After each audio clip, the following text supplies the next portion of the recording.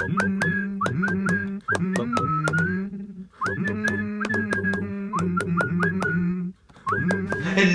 tout le monde, aujourd'hui on se retrouve avec le Pôle Express.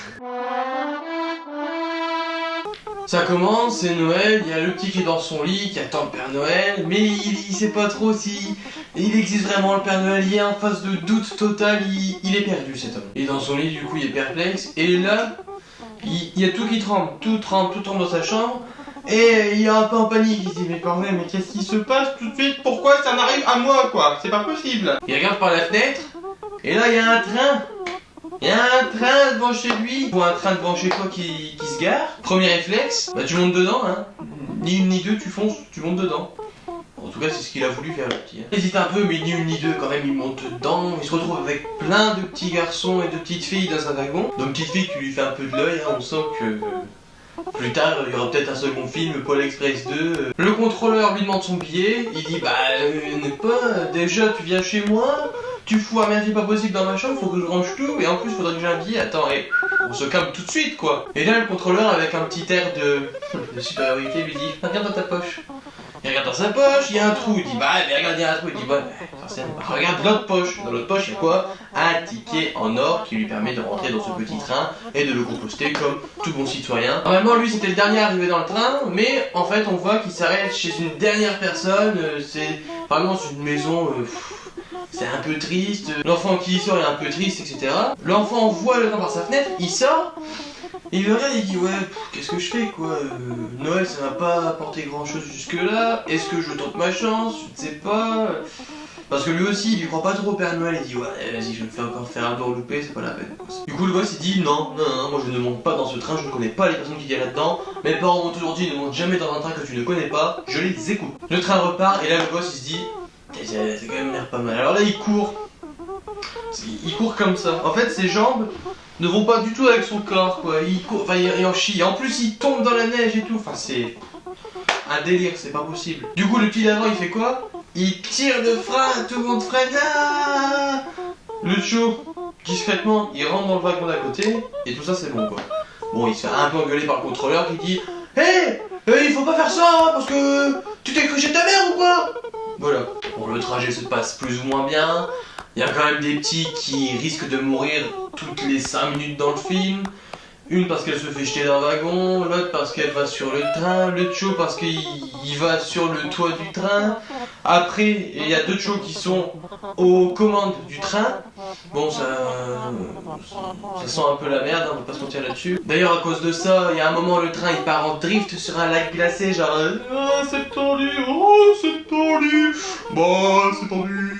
Mais ça passe. Et ils arrivent enfin au pôle Nord, enfin dans la ville carrément du Père Noël. Et là, on leur annonce le truc, attention les gars, le Père Noël n'est pas très loin. Et le truc de ce train, c'est qu'en fait, vous allez voir le Père Noël, et en plus, il va choisir l'un d'entre vous pour avoir le premier cadeau de Noël. C'est pas ouf. Le petit qui a failli louper le train, au lieu de descendre avec les autres, il reste dedans. Il dit ouais mais bon, ça a pas l'air ouf comme truc. Moi j'aurais préféré aller à la Disneyland, on va pas se mentir là-dessus non plus. Il est en pleine dépression quoi ce petit gars. Sauf que l'autre petit gars qu'on suit depuis le début et sa petite copine, enfin c'est littéralement une petite copine quoi, il n'y a aucun rapport charnel là-dedans. Ce serait vraiment glauque dans un film de Noël qu'il y ait des rapports charnels entre gosses. Bon, y a pas ça, arrêtez. Je n'ai jamais dit ça, d'accord? C'est une petite copine, littéralement. Voilà. Putain, c'est pas possible, ça. Bon, en tout cas, tous les deux montent dans le wagon, et ils disent, mais si, viens, et tout, ça va être super, en plus, il y aura le Père Noël, enfin, tu te rends compte du délire que c'est. Sauf que pendant ce temps-là, qu'est-ce qui se passe? Il y a un truc qui décroche le wagon, où ils sont dedans. Et là, ça part. D'ailleurs, en fait, ça part.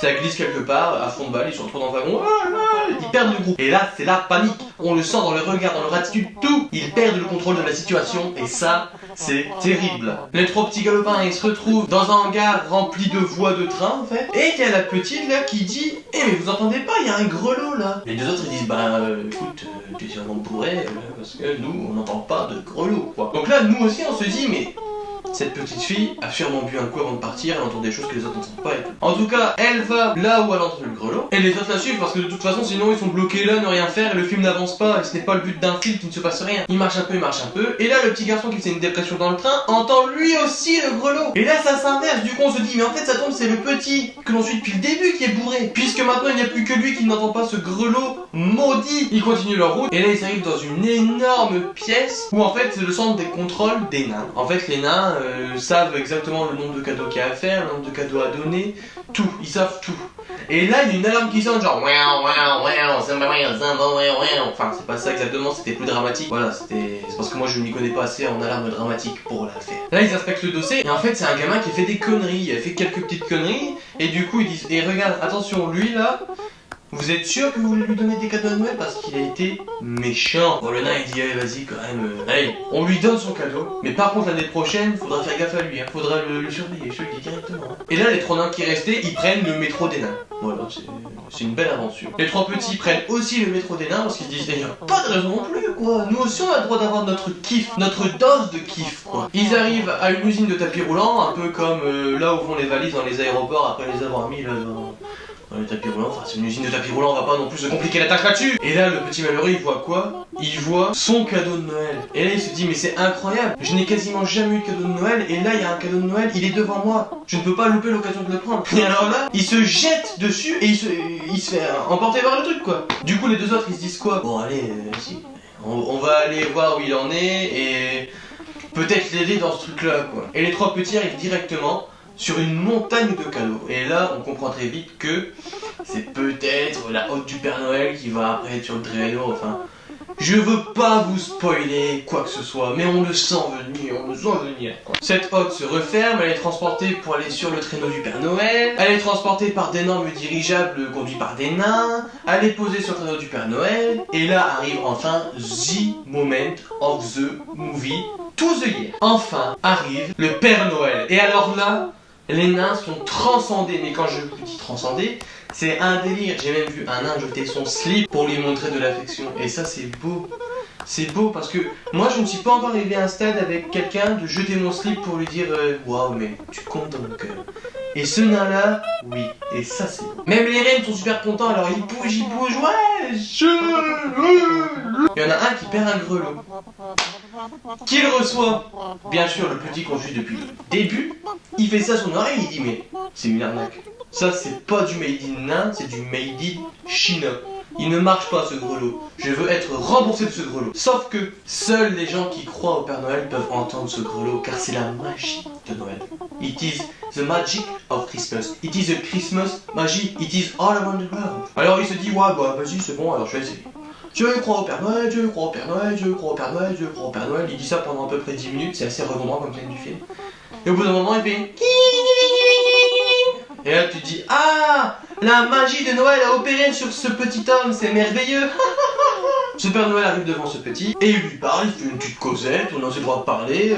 C'est vrai que lui il sort qu'une fois par an, il s'emmerde un peu, il a envie de parler. Il parle à tous les petits arrivés et à la fin d'avoir parlé avec tout le monde, il dit, je veux donner le premier cadeau à toi. Ok, le petit il dit, ouais, purée, c'est super. Donc ils sont vraiment très contents, tout ça. Et là, mais quelle idée de génie, c'est une stratégie payante. Il a demandé quoi au Père Noël? Le grelot magique. Et le Père Noël il a dit quoi? Vas-y, prends-le. Take this grelot of the magic of the wall of Christmas. Et là il le range bien dans sa poche. Mais ce qu'on ne sait pas sur le coup, c'est que c'est sa poche trouée. Mais quelle erreur! Erreur de débutant, une poche trouée quoi. Lui il s'en rend pas compte tout de suite de ça, il s'en rend pas compte de ça. Tous les petits sont super heureux d'avoir pu voir le Père Noël. C'est la Toustafana, ils remontent tous dans le train, ils sont super contents et tout. Et là ça m'a brisé le cœur parce que bon, le petit qu'on suit depuis le début, il met sa main dans sa poche. Et quoi? T'as pas du grelot? Forcément il y a un trou, il y avait un trou depuis le début hein. Attends, il te fout de ma gueule aussi. Là instantanément tout le wagon part en dépression en mode c'est pas possible. Mais tu n'as pas pu faire ça. Tu n'es pas con à ce point enfin. C'est pas possible ça. Et là le premier réflexe c'est quoi? On va tous descendre, on va aller voir où est ce grelot. Sauf que le train repart et là c'est foutu. Quand le train repart c'est fini. Comme dit la SNCF, ne pas descendre sur les voies sauf si un agent vous le dit. C'est impossible sinon. Ok, ils repartent chez eux. Le petit malheureux trouve devant chez lui son cadeau de Noël, il est super content. Après c'est l'autre petit qu'on voit depuis le début qui rentre chez lui. Il s'endort. Il se réveille le matin pour voir ses cadeaux. Il découvre ses cadeaux, dont une boîte. Et qu'est-ce qu'il y a dans la boîte? Le grelot! Il y a le grelot dedans! Waouh! magnifiques. Donc c'est tout, le Père Noël existe vraiment. Et le truc c'est que lui il l'entend, sa petite sœur a du mal à l'entendre. Ses parents ne l'entendent pas. Sa petite sœur, après, quand elle a grandi, ne l'entendait plus. Mais lui, qu'est-ce qu'il y a lui? Lui, il entend toujours car la magie de Noël traverse les âges. Et ça, waouh, c'est beau.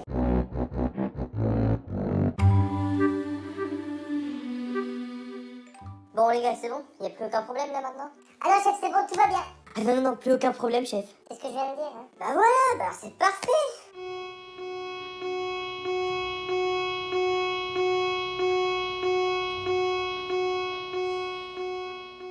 Il se passe quoi, chef? Enfin, il se passe quoi, chef? C'est le code rouge. Oh non, on va faire quoi? Oh non, on va faire quoi? Pas de panique, il faut juste identifier la cible.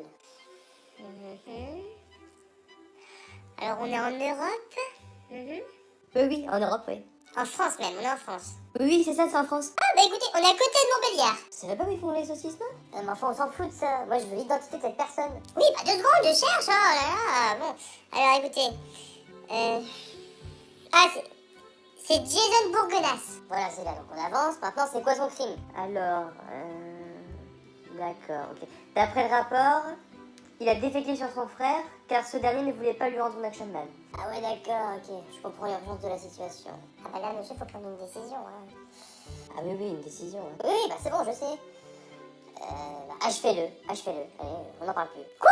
Non mais attendez, moi je pensais juste pas lui donner de cadeau cette année. C'est un peu trop loin, non? Franchement, moi, tout pareil. Non, c'est trop horrible. Aujourd'hui, il défecte sur son frère. Demain, ce sera quoi? On sait pas. Donc, non, c'est tout. Il faut l'éliminer tout de suite. Oh bah, ok, chef, ok. Et je vais vous dire, pour ça, appelez le père Fouettard. D'accord, chef. Eh bien merci à tous d'avoir regardé et on se dit à la semaine prochaine pour une nouvelle vidéo. Big bisous.